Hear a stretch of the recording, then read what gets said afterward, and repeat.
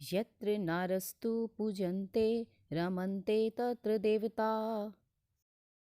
किसी ने सही कहा है, नारियां नहीं कभी बेचारी, नारियों में निहित है शक्तियां सारी।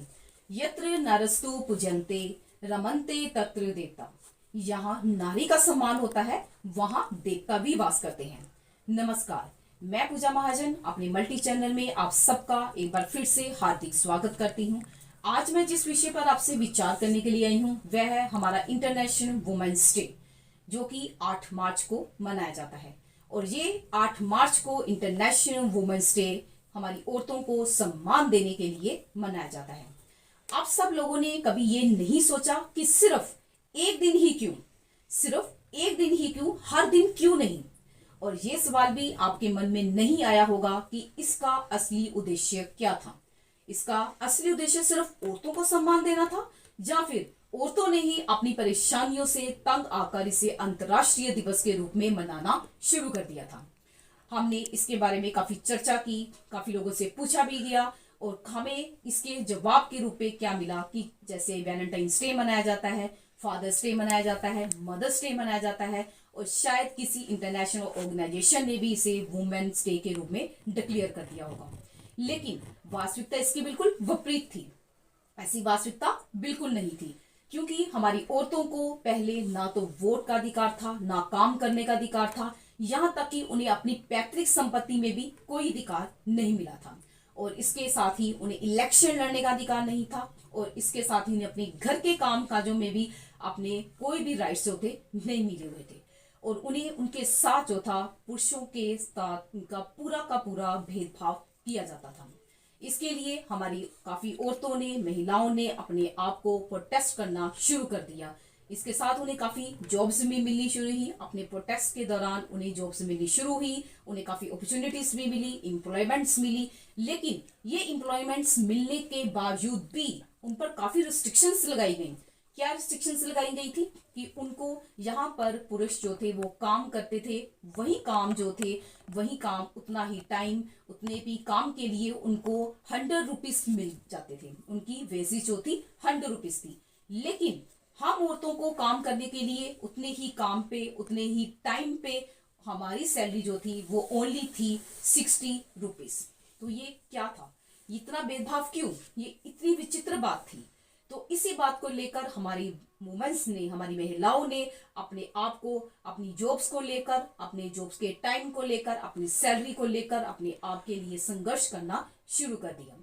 अब मैं आपको अपनी नेक्स्ट वीडियो में, अपनी अपनी इसी वीडियो में आपके साथ ये बताऊंगी कि किन किन महिलाओं ने इसमें अपना योगदान दिया और किस तरह से उन्होंने इसे अंतर्राष्ट्रीय दिवस के रूप में मनाने के लिए इसको तैयार किया। तो मैं आशा करती हूँ आप इसे आगे, हमारी मेरी वीडियो को आगे कंटिन्यू करेंगे और इसको ध्यानपूर्वक सुनेंगे। वुमेन्स डे की शुरुआत कैसे हुई, इसके बारे में जानकारी देने के बाद हमारे कुछ अध्यापक भी आपके साथ वुमेन्स डे के बारे में अपने विचार साझा करेंगे। तो अब मैं दोस्तों आपको ये बताना चाहती हूँ कि कैसे इसकी शुरुआत हुई और कैसे इसको इंटरनेशनल वुमेन्स डे के रूप में 8 मार्च को ही मनाया जाने लगा। तो हम इसको शुरू करते हैं। इसकी शुरुआत 1908 में न्यूयॉर्क से हुई थी। उस समय वहाँ की 15,000 महिलाओं ने अब बड़ी संख्या में इकट्ठे होकर अपने जॉब के समय को कम करने की मांग को लेकर मार्च निकाला गया। साथ ही उन्होंने अपने वोट देने के अधिकार को लेकर और सैलरी बढ़ाने की मांग को लेकर भी इसके लिए उन्होंने कदम उठाने शुरू कर दिए।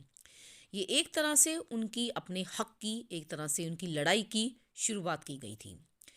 1909 में सोशलिस्ट पार्टी के द्वारा, अमेरिका के द्वारा इसे अंतर्राष्ट्रीय महिला दिवस के रूप में घोषित कर दिया गया। 1910 में कोपनहेगन में महिला दिवस की स्थापना की गई। इसके बाद साल 1910 में क्लारा जेटकिन ने कामकाजी महिलाओं के अंतर्राष्ट्रीय सम्मेलन के दौरान इस दिन को इंटरनेशनल लेवल के रूप में मनाने का सुझाव दिया गया। 1911 में ऑस्ट्रिया, डेनमार्क, जर्मनी, स्विट्ज़रलैंड में महिलाओं की रैली हुई। इस सम्मेलन में 70 देशों के करीब कितनी ही महिलाएं जो इस रैली में मौजूद थी, उन्होंने भी क्लारा जेटकिन के सुझाव का समर्थन किया और इसके बाद कई देशों में ये दिन एक साथ ही मनाया गया। 1917 में फर्स्ट वर्ल्ड वार में रूस की महिलाओं ने ब्रेड और पीस यानी कि रोटी और शांति को लेकर भी काफ़ी विरोध प्रदर्शन किया गया। महिलाओं का ये विरोध प्रदर्शन इतना एकजुट था कि वहाँ के महिलाओं के सम्राट निकोस को भी अपने पद से को त्यागपत्र देना पड़ा। इसके साथ ही वहाँ की महिलाओं को वोट देने का अधिकार मिला। रूस की महिलाओं के लिए ये दिन विरोध प्रदर्शन की शुरुआत की गई थी। वो दिन था 28 फरवरी और ब्रिगेडियन कैलेंडर के मुताबिक ये था 8 मार्च की डेट। तब से ही 8 मार्च को इंटरनेशनल वुमेन्स डे के रूप में मनाया जाने लगा। तो ये थी हमारी पूरी इसकी कि ये इसको कैसे मनाया जाता था और इसकी कैसे कैसे इनकी शुरुआत हुई। लेकिन सही मायनों में हम वुमेन्स डे तभी मना सकते हैं जब विश्व भर में हमारी सभी महिलाएं जो हैं उनका आर्थिक, मानसिक और शारीरिक शोषण नहीं होगा। हमें तभी अच्छी तरह से आज़ादी मिल पाएगी जब हम औरतों को किसी भी तरह से प्रताड़ित नहीं किया जाएगा। हमें दहेज के नाम पर जिंदा नहीं जलाया जाएगा, कन्या भ्रूण हत्या नहीं की जाएगी, उन्हें बेचा नहीं जाएगा। उन्हें हर एक काम में, चाहे वो पैतृक संपत्ति हो, चाहे वोट डालने का अधिकार हो, इन सब कामों में पूरी तरह से बराबरी होगी। और तब जाकर सही शब्दों में महिला दिवस को परिभाषित हो सकेगा। तब जाकर ही हमारी जो इंटरनेशनल वुमेन्स डे की जो हमारी परिभाषिता है वो पूरी तरह से सार्थक हो पाएगी। इस दिन मैं आपको ये भी बताना चाहती हूँ कि कई देशों में महिलाओं के सम्मान में छुट्टी दी जाती है। कई जगह पर कार्यक्रम भी आयोजित किए जाते हैं। हमारे भारत में भी इंटरनेशनल वुमेन्स डे पर 8 मार्च को कई कार्यक्रम आयोजित किए जाते हैं। रूस में भी इस दिन फूलों की कीमत बढ़ जाती है। इस दौरान महिला और पुरुष एक दूसरे को फूल देते हैं। चीन में तो ज़्यादातर ऑफिस में महिलाओं को हाफ डे भी दिया जाता है। और वहीं अमेरिका में मार्च का महीना जो होता है वो वुमेन हिस्ट्री मंथ के रूप में भी मनाया जाता है। महिला दिवस सभी विकसित देशों में मनाया जाता है। ये दिन महिलाओं को उनकी राजनीतिक, आर्थिक क्षमता, सामाजिक तरक्की दिलाने और उन महिलाओं को याद करने का दिन है जिन्होंने महिलाओं को अधिकार दिलाने के लिए अथक प्रयास किए थे। तो ये था हमारा इंटरनेशनल वुमेन्स डे के ऊपर मेरी सारी की सारी इनकी चर्चा। अब कुछ अध्यापक वुमेन्स डे पर अपने वुमेन्स के बारे में कुछ विचार पेश करेंगे। नमस्कार, मैं अध्यापक ऋचा महाजन आज अंतर्राष्ट्रीय महिला दिवस पर कुछ पंक्तियां बोलना चाहती हूँ। महिलाएं मिलकर परिवार बनाती हैं, परिवार मिलकर घर बनाते हैं, घर से ही समाज बनता है और समाज से ही देश बनता है। इसका अर्थ यही है कि महिला का योगदान हर जगह है और महिला की क्षमता को नज़रअंदाज करके हम समाज की कल्पना नहीं कर सकते और महिला सशक्तिकरण के बिना हमारे परिवार, हमारे समाज और हमारा देश विकास नहीं कर सकता। तो आज हम सब मिलकर ये प्रण लेते हैं कि अपने परिवार की महिलाओं को, अपने आसपास की महिलाओं को सशक्त करके उनकी मदद करेंगे। धन्यवाद।